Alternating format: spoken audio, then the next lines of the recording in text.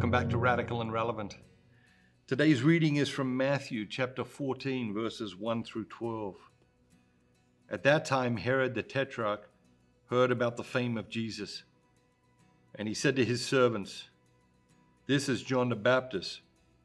He has been raised from the dead. That is why these powers are at work in him." For Herod had seized John and bound him and put him in prison, and for the sake of Herodias, his brother Philip's wife, because John said to him, "It is not lawful for you to have her." And though he wanted to put him to death, he feared the people, because they held him to be a prophet. But when Herod's birthday came, the daughter of Herodias danced before the company and pleased Herod, so that he promised with an oath to give her whatever she might ask. Promised by her mother, she said, "Give me the head of John the Baptist here on a platter." And the king was sorry, but because of his oath and his guess, he commanded it to be given.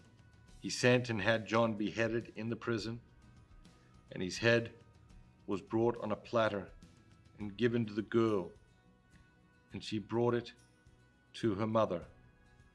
And his disciples came and took the body and buried it. And they went and told Jesus. What jumps out at you today? It's a fascinating reading. Herod is so filled with superstition.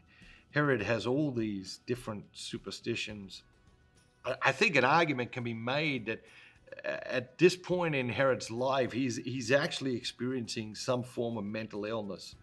And he says that Jesus is John the Baptist come back from the dead, specifically to taunt him or to be a curse on him. And of course, all of this is in Herod's mind. And then the arrogance of the situation, and how easily Herod allows himself to be manipulated by Herodias is also astounding. But I think there's other things that we read these things, we just read straight through them, you know. The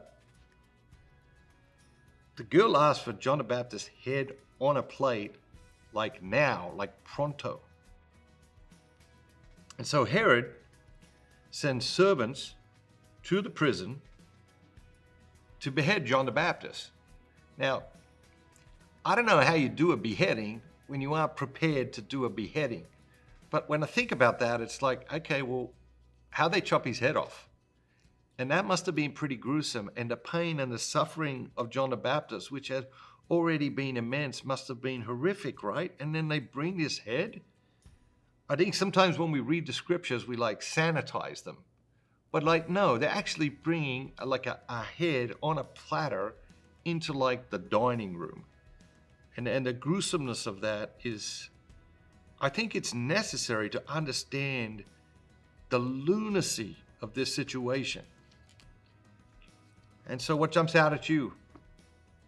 Maybe you fall into superstition from time to time. Maybe you allow people to manipulate you from time to time. What is it that jumps out at you? Allow that to anchor your day. Have a great day, and remember, be bold, be Catholic.